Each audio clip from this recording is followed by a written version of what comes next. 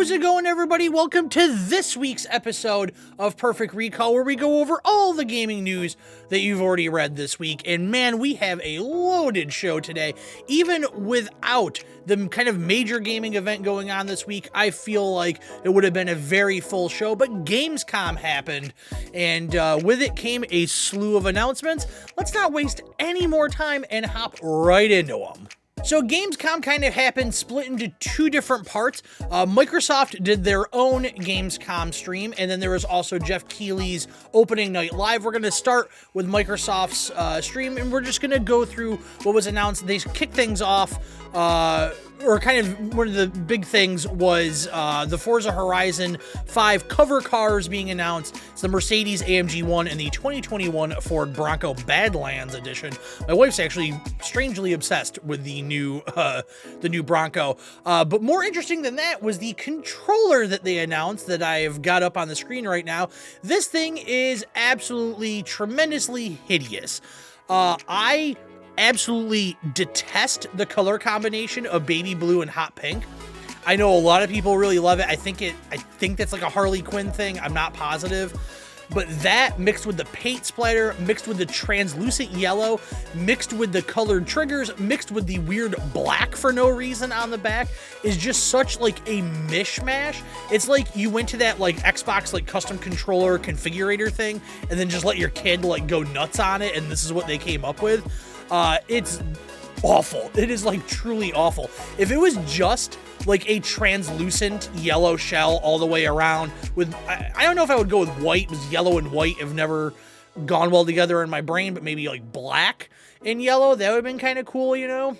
But it is what it is. They showed off a new gameplay trailer for Dying Light 2. It's kind of been a long-awaited game, and it's finally coming out this year, December 7th.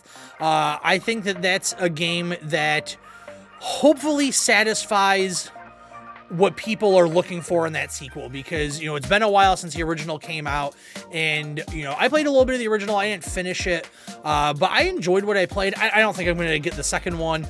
My wife really liked the first one, so she's very much looking forward to the second one, and I think that people have just kind of been waiting, and there was such a long period of time without any information that finally we're getting, like, oh, here's some gameplay, here's some interviews with developers over the past few months, so it's nice to see that. Microsoft Flight Simulator is getting a new world update and a competitive racing mode update. They sat down with one of the devs and he kind of talked about, you know, racing planes is a big deal, and here you go. We've partnered with something called, I think it was Reno Air Race, and now you can race planes with each other. Showed off a game called Into the Pit, which has definitely got kind of like a retro stylish to it. It's another roguelite, you know, we're so kind of like just like full of those at this point that it makes sense, because you're still going to have a lot trickling out that were being worked on when, you know, it was kind of at like the height of everything. So definitely no shortage of those. They announced that Humble Games are coming to Xbox Game Pass.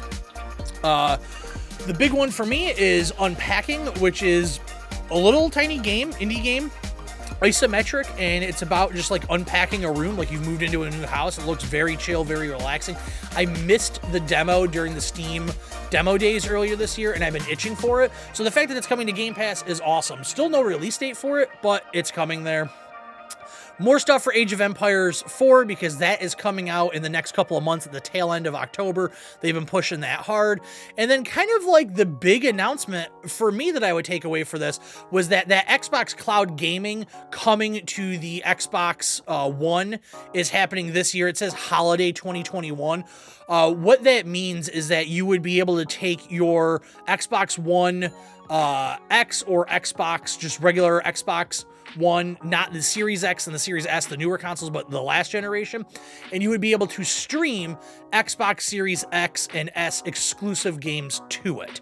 And I think that's huge, because there's going to be a major console shortage ending not anytime soon. I've been actively trying to get an Xbox Series X for the past couple of months and cannot get one. Every day I'm checking to see if if maybe, you know, one's available somewhere and I can get to it in a timely fashion. I've been doing the New Age Shuffle again. That's how I got my PS5. I highly doubt they're going to let my account hit twice on it, but you never know. But I think this is really cool. This is an excellent stopgap for people that can't get the new system, or maybe people that just don't want to pay full price for the new system and they're totally fine waiting. There is DLC coming out for Wasteland 3 called Cult of the Holy Detonation. Another update on Sea of Thieves. It is a Borderlands-themed ship set. More stuff coming for State of Decay 2, a game that's been out for a while. It's getting something called the Homecoming DLC. That game has a pretty strong fan base. There's some people that are super, super into that game. Showed off a game called Stray Blade, third-person action RPG style game. And then they announced that Crusader Kings 3 is coming to consoles. Now, obviously, this was during a Microsoft event, and it would maybe make sense that, like, oh, this is going to be Microsoft exclusive and Game Pass because Crusader Kings 3 on PC is on Game Pass, but it's not. It will be out on PS5. I really love Crusader Kings 3. It was one of my favorite games that came out last year. I did drop off fairly hard. I need to pick back up and get back into it.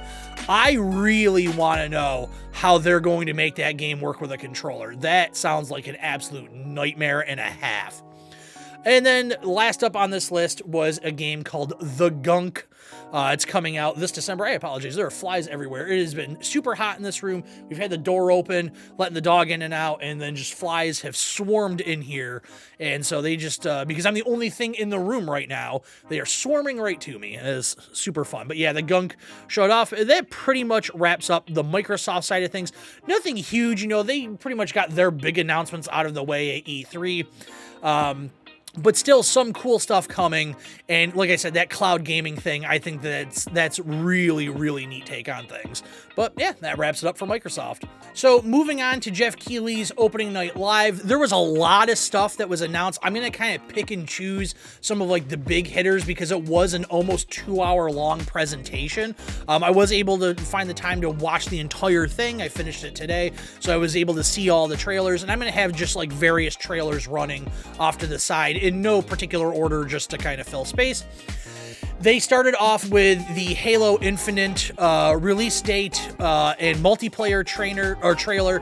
Kind of the big thing coming out of Halo Infinite this past week was not necessarily like, oh, here's the release date and here's a trailer. It's the fact that the game is not shipping with co-op campaign capabilities. It's coming at a later time. And I'm not a big Halo fan. I've played a couple of them.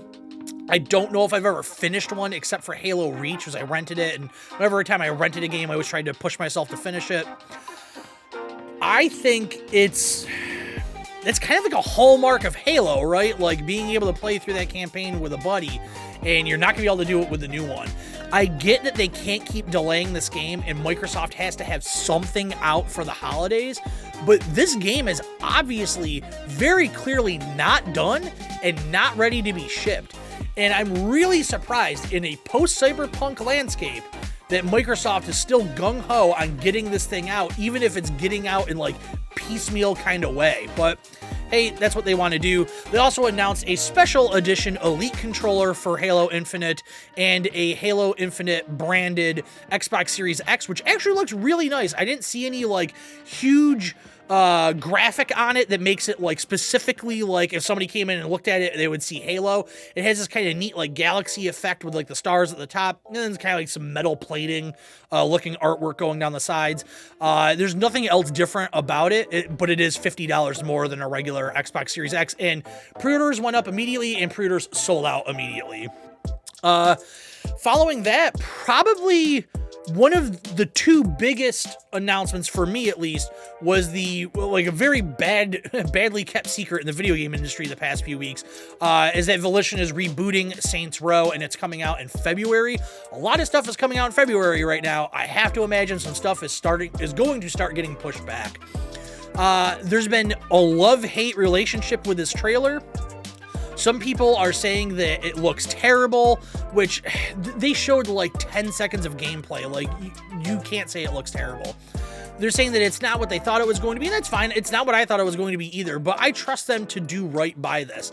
The issue that I have with it is that the trailer is incredibly generic.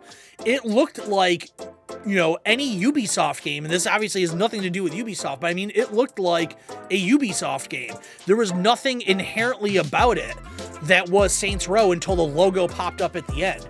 There were like a couple of hidden things in there, like the Genki cat on the helmet, so I get that, but they said that there's some interviews with the developers that came out afterwards. IGN had one up, and Video Games Chronicle had one up, and it kind of quelled some fears on that by saying, like, it's not Saints Row 4 level of crazy, which you had like time travel and superpowers in that game. It's more like Saints Row 3, but I certainly didn't get that impression from this trailer. If that's the case, that's awesome. Saints Row 3 is a great game. I really, really enjoy the Saints Row series. You know, the first one was like way too serious for its own good. It was just trying to be a GTA clone. Saints Row 2 opened things up a little bit, but even then, I think you had to like really enjoy open world third person action games to really get into it. I got into it, but Saints Row 3 is the one that just like kicked the door down, you know, and it was just so silly and so over the top and has become such a beloved game.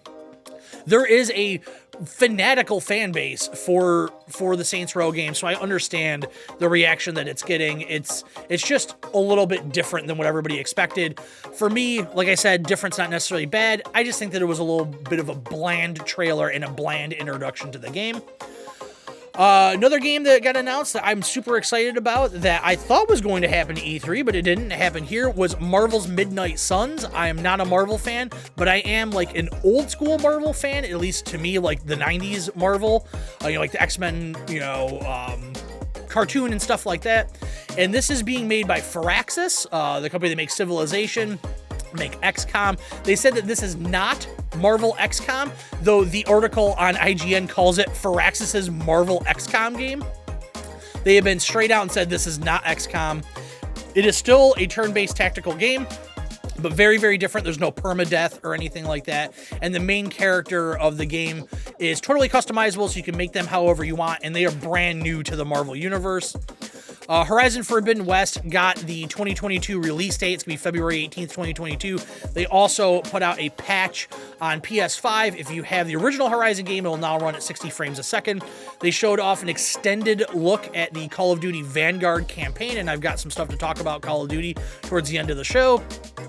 Lego Star Wars, the Skywalker Saga is finally coming out. It's a spring 2021 release, no date given, but this is the kind of ultimate Lego Star Wars game. It's all of the movies rolled into one, at least for the Skywalker Saga. So no Rogue One and no Solo, but the 9 Skywalker movies. It looks great. I am very excited for it. It looks pretty cool.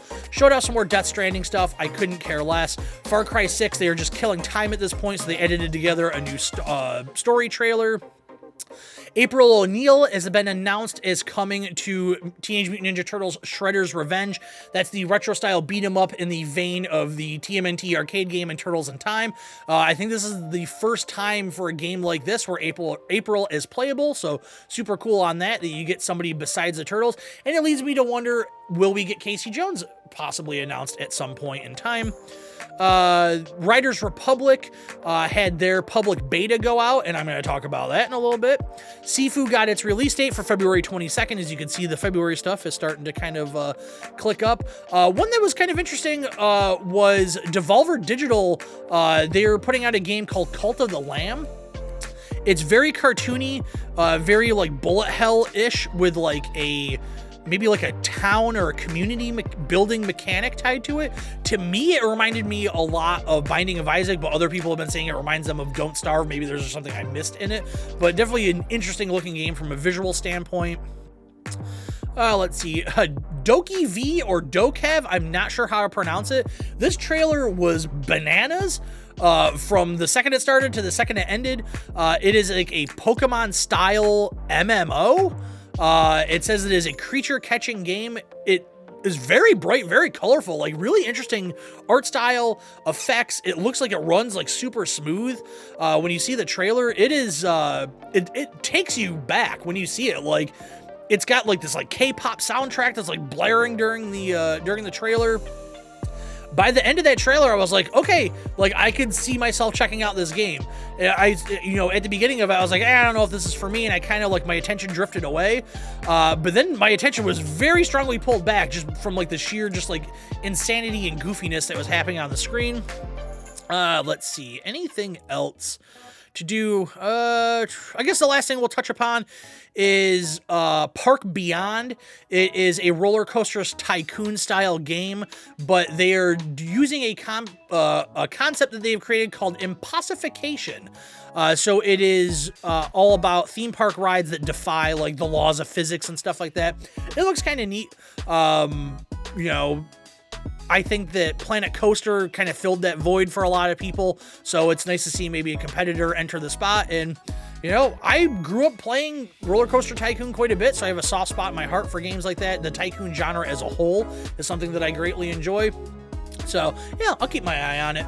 But that pretty much wraps up all the Gamescom stuff. So we're going to roll into kind of some quick hits on some other news that happened this week. So we'll get to that right now. So we're going to tear through these rapid fire style. Electronic Arts came out with something this week called the Patent Pledge for Increasing Accessibility. They are opening up some of their patents so that people can use them to help with accessibility in video games. Pretty much the biggest one out of this is the contextually aware communications system in video games. What that boils down to is the ping system in Apex Legends. So it's that mechanic. The other ones that they have are the systems and methods for automated image processing for images with similar luminosities, assuming that maybe it has to do with color blindness.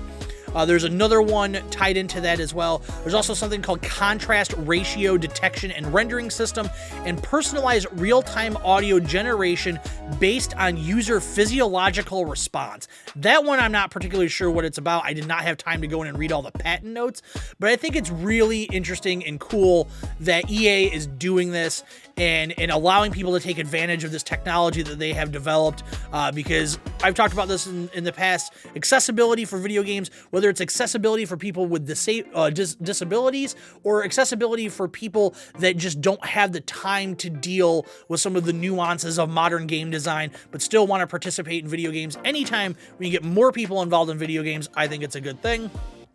Next up after that is that the designer of the Nintendo Entertainment System and Super Nintendo Entertainment System, Lance Barr, is retiring from Nintendo. He's been there for almost 39 years.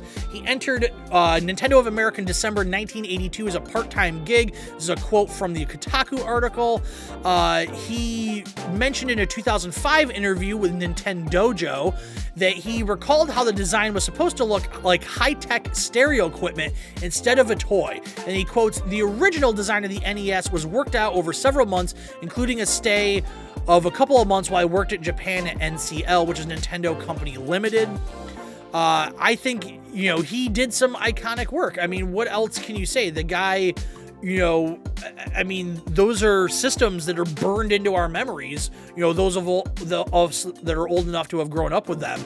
I personally like the look of the Super Famicom better than the Super Nintendo, but if I have to choose between the NES and the Famicom, it's the NES. That's just like, that looks like an 80s piece of technology, a video game piece of technology, and it's so awesome.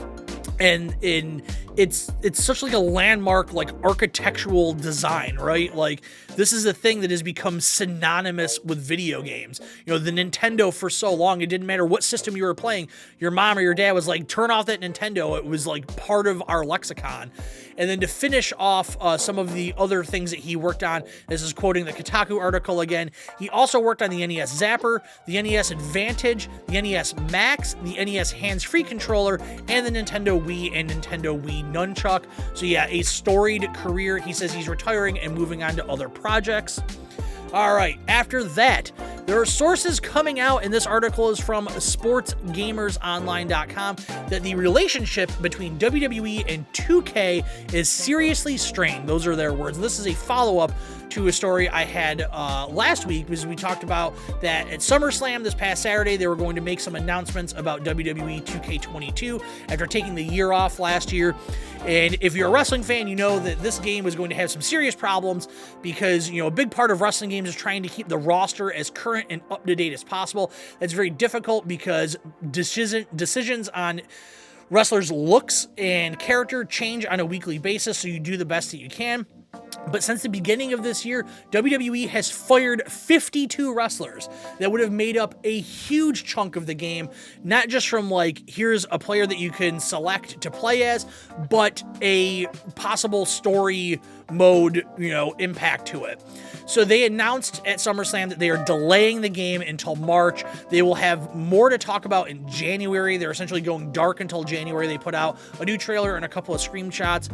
But it says that the relationship between WWE and Take-Two, which is the parent company of 2K Sports, has been having a lot of problems.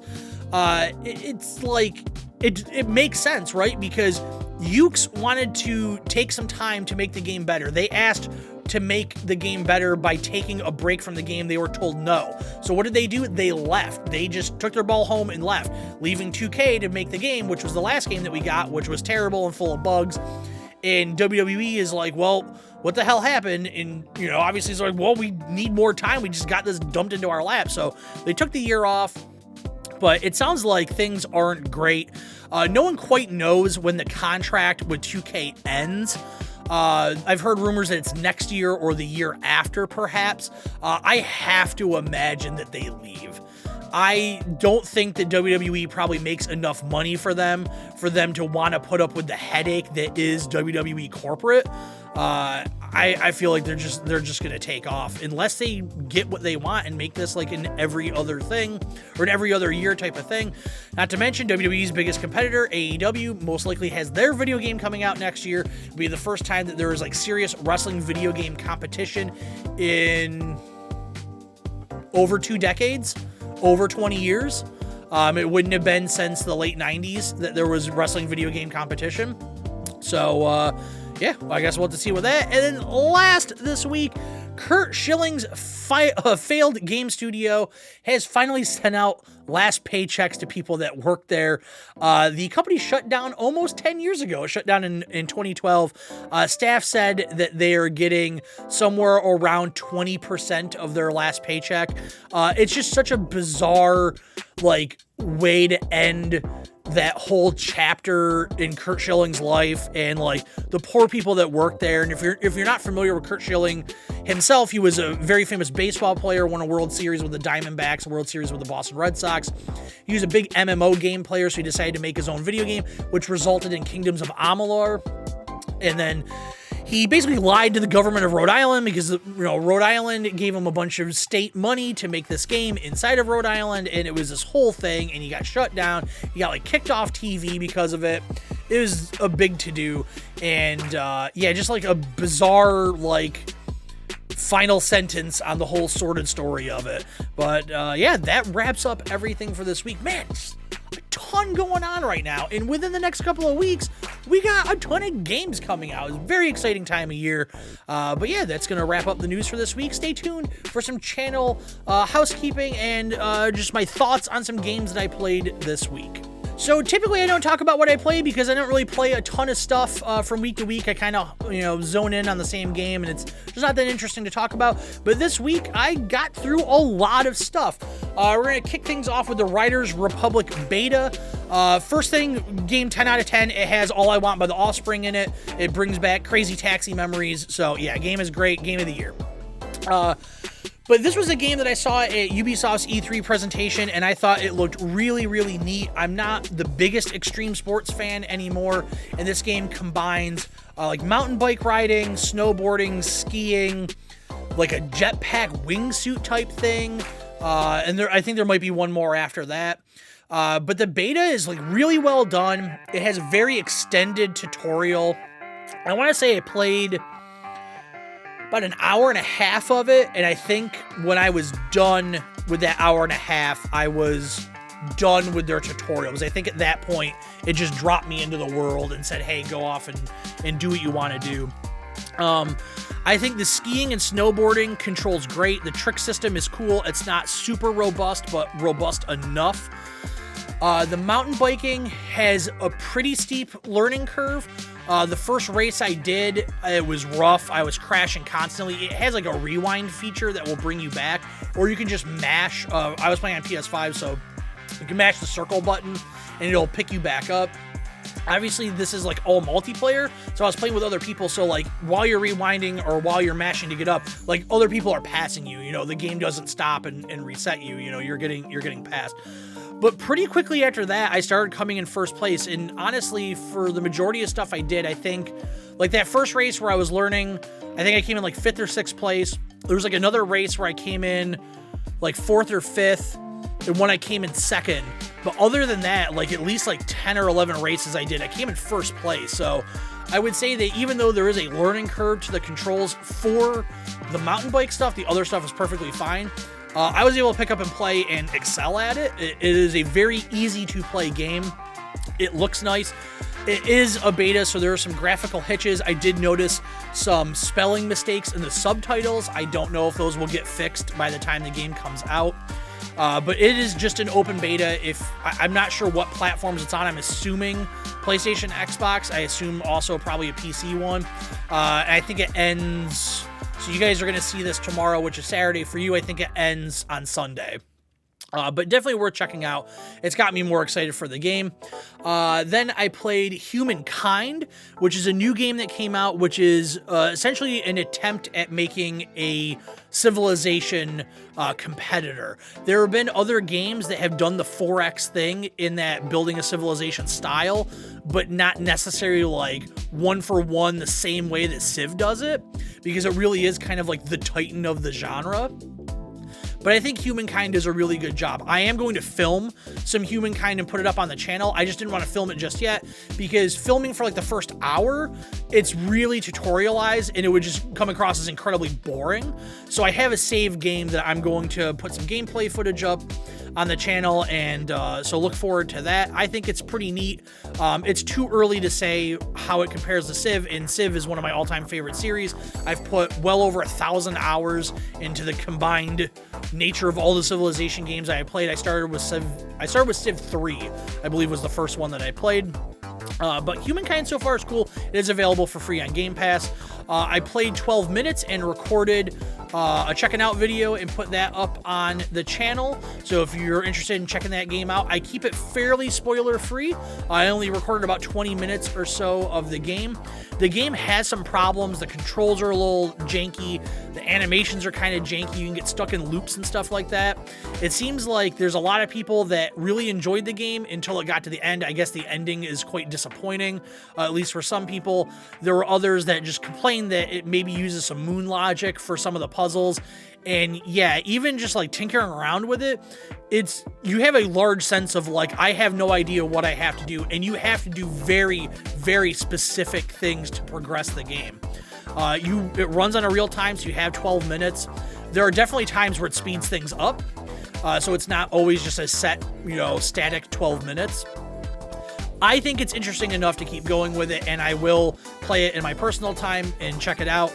I think it's just a cool concept for a game, and if it's rough around the edges, then so be it, it's rough around the edges. Last new thing I played this week was the Call of Duty Vanguard Alpha, which came out today, yesterday for you guys watching this. I downloaded it on PS5, and it is only the Champion Hill mode, and as of the time I played it, it was duos. I think that mode is either duos or teams of 3. I don't like it. It's not to say that I think that the Call of Duty game this year is bad. Like, it plays fine. Like, the movement and the motion and all that stuff is perfectly fine. It's on the Modern Warfare engine, not the Cold War engine from last year. I just don't particularly like this game mode. So I played an entire round of it until I lost. You have like a set number of lives, and then you earn money. You can pick up money during the game, like during the rounds, or you can kill to get more money, and then you can spend it on stuff. But you only can spend it like 1 out of every like 5 rounds or something like that. It's just not a mode for me. When the open beta comes out, which I think is like next month, I will play more of it then, because I think then you'll have like your more traditional game modes. It's just that this particular one is not for me. But yeah, and that's everything new that I played this week. Last up on the docket for tonight was big week for the channel.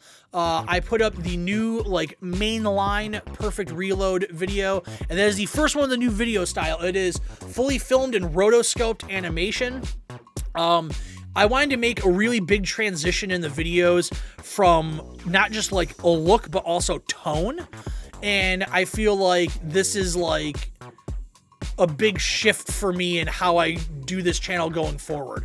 So yeah, from now on, all those big videos will be done like that. The rotoscoped animation. That took a long time to do. That was not an easy process. I do not have an artistic bone in my body when it comes to drawing things. But I'm very happy that I got through it.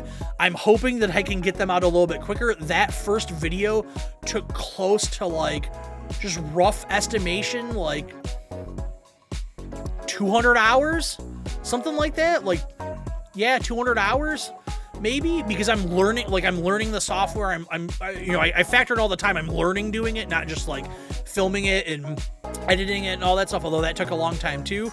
So I'm hoping I can shave that down, because now I know how to do it. But I really enjoyed it. I got some great feedback. That is the fastest viewed video that I've ever put out. Like, it got the most views in the shortest amount of time, so that was awesome. I got some new eyeballs on it, a couple new subscribers and stuff like that. So that was big. I got some really nice feedback on that. So if you took the time to check it out, I appreciate it. If you haven't seen it yet, give it a shot. It's all about the year 1990 in video games. But yeah, also on the channel this week was that 12 minutes gameplay. There's going to be gameplay of Psychonauts 2 coming up. There's going to be gameplay of Humankind coming up. And then I also, I told you probably a couple months ago at this point that there would be no more toy collecting on this channel. I did a couple of toy collecting videos. That is all on a totally separate channel, which I will link in the description below. I put the first video of that up the other day. I filmed a toy hunt. Looking for some Marvel Legends figures, and got some more videos coming up over the next week over there.